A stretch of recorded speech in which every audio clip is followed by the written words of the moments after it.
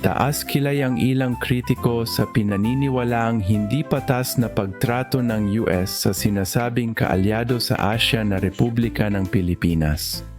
Magpapatupad kasi ang US ng 19% taripa sa mga produkto ng Pilipinas, habang ang mga produktong galing US ay walang taripa pagpasok sa bansa.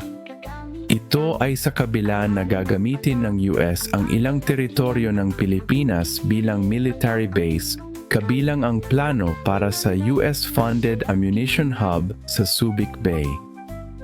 Binibigyang prioridad ang mga kumpanyang Amerikano sa sektor ng enerhiya, infrastruktura, at mineral tulad ng nickel at cobalt sa Pilipinas. Malawak ang konsesyon ng Pilipinas, zero taripa, sa pilitang importasyon, at access sa yaman, kapalit ng kaunting bawas sa taripa mula 20% to naging 19%.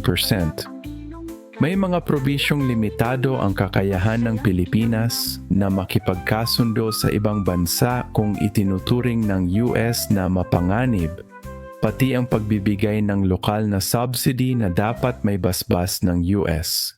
Ayon sa ilang kritiko, pikit-matang tinanggap ng Pilipinas ang hindi patas na kasunduan upang makatuwang ang US sa tensyon sa South China Sea laban sa China.